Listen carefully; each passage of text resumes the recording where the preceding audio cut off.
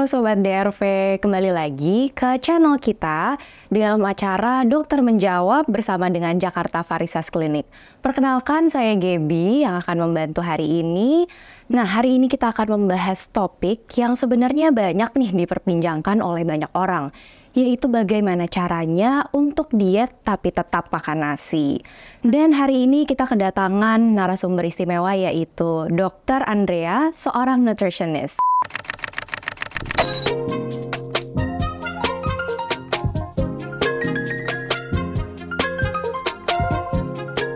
Halo Dokter Andrea. Halo Dokter Gaby. Nah, sebenarnya banyak nih teman-teman Sobat DRV yang masih bertanya nih dok, apakah kita sebenarnya boleh ya makan nasi atau bahkan nggak boleh pada saat diet? Bagaimana dok? Nah, kalau misalkan sebetulnya pada saat kita diet, makan nasi itu nggak masalah. Yang penting itu kita melihat berapa banyak sih jumlah nasi yang kita makan. Kenapa kalau di Indonesia yang paling sering disalahkan adalah makan nasi? Padahal kalau kita lihat sebetulnya banyak juga ya orang bule yang gemuk padahal mereka juga nggak makan nasi gitu kan. Itu sebetulnya lebih karena nasi adalah makanan pokok di Indonesia. Jadi kesannya selalu nasi yang salah. Padahal sebetulnya kalau kita bisa mengolah nasinya dengan baik, kita bisa mengatur porsi nasinya dengan baik, maka tidak masalah untuk tetap diet dengan makan nasi. Oke, berarti harus ada beberapa yang diatur ya dok dalam makan nasi ini. Nah, untuk porsinya sendiri gimana nih dok? Apakah harus dikurangi atau bahkan ada ukurannya sendiri dok dalam porsi nasinya? Kalau untuk berapa banyak porsi nasi yang bisa kita konsumsi itu tergantung lagi nih dari berapa usia orangnya, berapa jenis kelaminnya laki-laki atau perempuan, mau turun berat badan atau mau maintain berat badan. Tapi pada dasarnya rata-rata orang Indonesia sebetulnya kalau makan nasi, terutama kalau laki-laki ya, itu mungkin satu kali makan bisa 150 sampai 200 gram nasi gitu. Sehingga kalori dari nasinya aja itu bisa mencapai 250 kalori sendiri. Atau bahkan 300 kalori hanya dari nasi. Sehingga paling mudah kalau kita mau defisit kalori pada saat menjalani diet adalah mengurangi si porsi nasinya itu sendiri. Tapi berapa banyak porsi nasi kita kurangin kembali lagi tergantung berapa sih kebutuhan kalori harian orang tersebut untuk mencapai berat badan ideal yang diinginkan. Oke, berarti sebenarnya harus konsul juga ya dok untuk mengurangi nasi ini? Sebaiknya sih tentu konsultasi gitu ya. Tentu sebaiknya sih kita konsultasi dengan ahlinya, baik dengan dokter spesialis gizi, dengan nutritionist atau dengan ahli gizi lainnya, sehingga diet kita itu benar-benar memastikan bahwa tetap cukup kadar mikronutrien yang dibutuhkan, makronutrien yang dibutuhkan untuk mencapai tetap kesehatan yang optimal selama menjalani diet. Nah, tapi sebenarnya nih dok, kan jenis nasi ada banyak ya dok. Ada nggak sih jenis nasi tertentu yang sebenarnya bisa kita konsumsi agar dietnya tuh jadi lebih optimal gitu dok? Nah, kalau jenis nasi emang banyak ya. Ada nasi merah, ada nasi hitam gitu ya. Ada yang mungkin jenisnya lebih panjang atau lebih pendek gitu.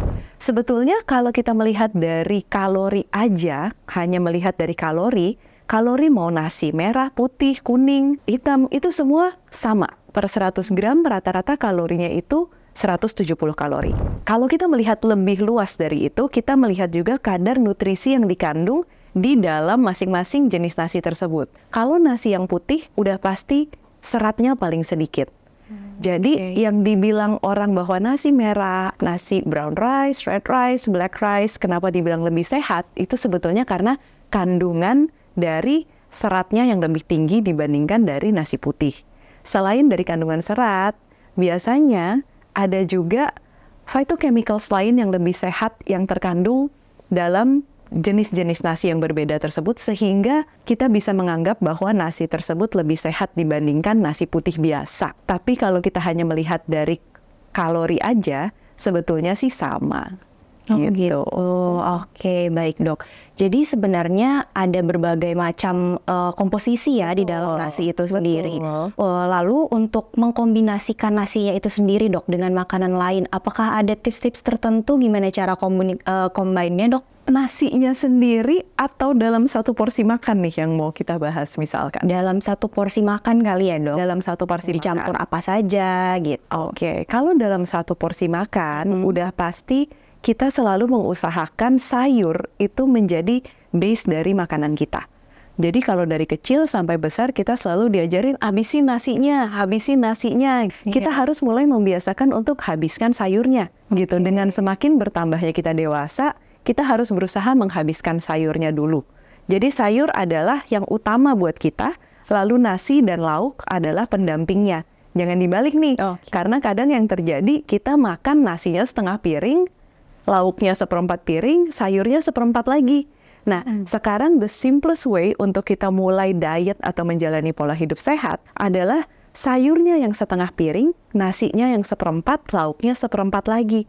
Jadi kita makan lebih banyak sayur dalam satu piring dibandingkan nasinya.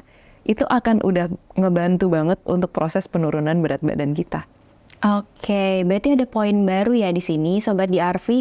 Berarti di rumah harus diganti nih motonya ya dok ya. Betul. Berarti makan sayurnya dihabisin gitu. Oke dok, nah beberapa orang nih sempat cerita-cerita nih dok, atau bahkan ngobrol di media sosial, kenapa sih kalau makan nasi tuh jadi cepet lebih laparnya tuh lebih cepat gitu dok. Gimana nih dok, apakah ada tips tertentu gimana caranya bisa tetap makan nasi tapi nggak cepet lapar gitu dok? Oke, nah kadang kita harus lihat lagi nih apa aja sih temennya nasi yang kita makan. Kalau orang Indonesia sendiri, sebetulnya kita itu orang yang gampang kenyang hanya dengan makan karbo. Kita tuh jarang banget makan protein. Misalkan kita udah kenyang tuh makan nasi sama bihun goreng, kentang goreng, sama tempe gitu ya. Itu kan makanan standar banget tuh di Indonesia, apalagi kalau makan pagi. Kalau kita perhatiin, satu porsi itu isinya semua cuman karbohidrat aja. Dan karbohidratnya cenderung karbohidrat sederhana. Sehingga otomatis pasti gula darahnya cepet banget tuh naik. Setelah gulanya cepet naik, pasti cepet juga turunnya. Itu yang bikin orangnya jadi cepet lapar lagi. Karena kadar gula darah dalam tubuhnya itu nggak stabil.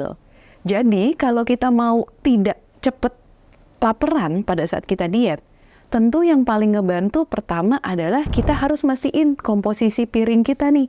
Ada proteinnya nggak? Jangan sampai makan itu ya yang penting lauk tuh apa aja, nasi sama perkedel. Itu kan kentang sama nasi sama-sama karbo. Double karbo. Pasti kita rasanya akan cepat lapar lagi. Yang bisa bikin kita kenyang tentu adalah makan protein dan makan juga tetap harus ada lemaknya. Misalkan kita makan nasinya sedikit, pakai ikan 2 potong. Atau ikan 1 potong dengan lagi-lagi sayur yang banyak. Gitu. Jadi dengan adanya sayur, glukosa yang dirilis ke dalam darah atau penyerapan makanannya akan lebih lambat, sehingga glukosanya naiknya juga akan lebih perlahan-lahan. Protein juga akan bikin makanan lebih lama digest di dalam lambung, sehingga kita juga akan rasa kenyangnya tuh lebih lama. Jadi kita tidak bisa hanya melihat makanan itu, ya udah yang penting udah makan, yang penting makannya sedikit. Tapi kita juga ngelihat apa sih overall composition dalam satu piring, sehingga kita tidak mudah laparan dalam 4-5 jam. Itu tips yang pertama. Yang kedua, kita juga bisa combine nasi kita. Jadi bukan berarti kalau makan nasi itu ya harus nasi putih aja gitu. Kita bisa campurin nasi putih, kita campurin juga dengan misalkan kacang-kacangan, kacang merah, kacang hijau. Kita juga bisa campurin dengan biji-bijian, ada jagungnya. Kita gabungin misalkan nasi merah dan nasi putih. Jadi dalam nasi itu udah ada serat tambahan lagi yang bisa bikin kita juga jadi lebih kenyang. Nah, kalau kita kombinasiin beberapa jenis kacang-kacangan dan serealia dalam nasi, lalu kita tambah lagi dengan sayur, dan kita udah pasti makannya, temennya itu lauknya adalah protein dan bukan sekedar perkedel atau tempe goreng tepung gitu ya, pasti kita akan kenyangnya lebih lama dalam menjalani diet. Oke, berarti banyak ya sebenarnya yang harus di take note ya dok ya. Tips and tricks ya. Oke, nah selanjutnya nih dok, di Indonesia kan sebenarnya banyak banget cara mengolah nasi. Ada yang jadi bubur, ada yang digoreng, atau misalnya dikukus biasa aja.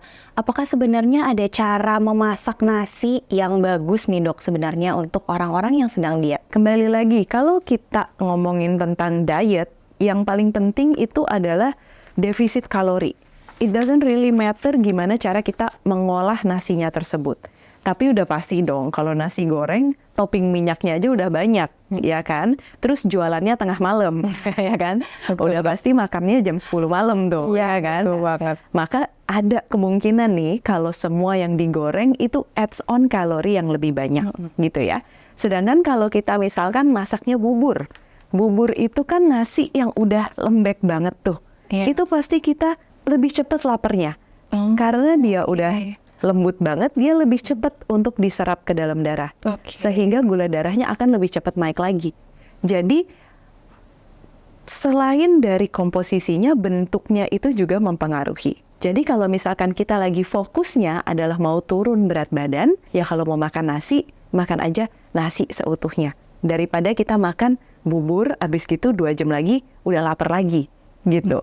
Ya kan? Iya, benar, Dok. Gitu sih. Oke.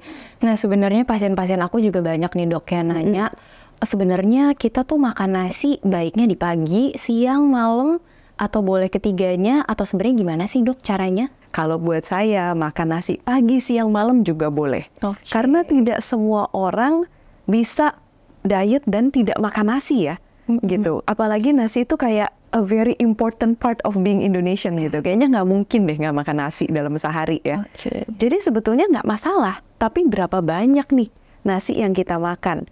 Mungkin idealnya kita bisa makan 5 maksimal 10 sendok makan lah kalau kita makan nasi gitu ya. Semakin mungkin kalau perempuan 5-6 sendok makan, kalau laki-laki bisa makan sampai 10 sendok makan. Selama kita makannya jumlahnya cuma segitu, ya sebetulnya tidak masalah. Gitu, mau makan nasi pagi, siang, sore pun tidak masalah. Gitu, jadi kembali lagi portioning pada saat kita makan, pada saat kita lagi mau proses penurunan berat badan, itu sangat penting.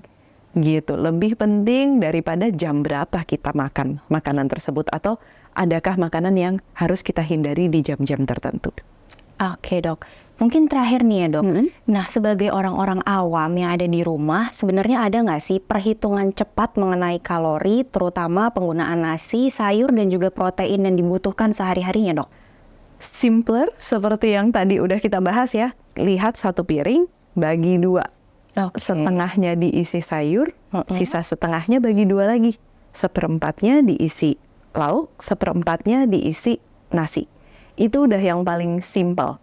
Oke? Oke. Tapi in terms of cara cepat kita menghitung berapa banyak sih kebutuhan kalori harian kita gitu ya. Nah, itu nggak ada cara cepatnya. Soalnya kebutuhan kalori itu sangat dipengaruhi sama usia dan jenis kelamin. Jadi itu range-nya besar banget. Dan itu juga dipengaruhi dengan aktivitas harian kita. Kalau orang yang hanya sedentary, banyaknya duduk, tentu kebutuhan kalorinya akan lebih rendah dibandingkan orang yang aktif berolahraga 4-5 kali seminggu. Pasti beda lagi sama yang atlet gitu ya. Jadi pada saat kita menentukan kebutuhan kalori harian terutama, kita harus consider juga seberapa aktif sih daily activity kita. Semakin aktif, maka semakin banyak yang mungkin bisa kita makan. Mungkin a short hack on how to eat well gitu ya, how to start eating well, it would be 1 piring bagi 2 aja. Setengahnya adalah sayurnya, 1/4-nya lauk, 1/4-nya lagi nasi. Gitu. Oke, itu dia ya teman-teman DRV, short hack-nya how to eat well dalam keseharian kita. Terima kasih banyak Dr. Andrea untuk penjelasannya hari ini. Informasi ini pasti sangat bermanfaat untuk teman-teman DRV di rumah. Gimana caranya untuk maintain dietnya ya, Dok? Baik sahabat DRV, itulah dia pembicaraan kita hari ini bersama dengan Dr. Andrea tentang bagaimana sih caranya diet tapi tetap makan nasi. Nah, sekian dari kami. Jangan lupa untuk komen, like, dan juga subscribe channel ini untuk mendapatkan info kesehatan selanjutnya. Sampai jumpa!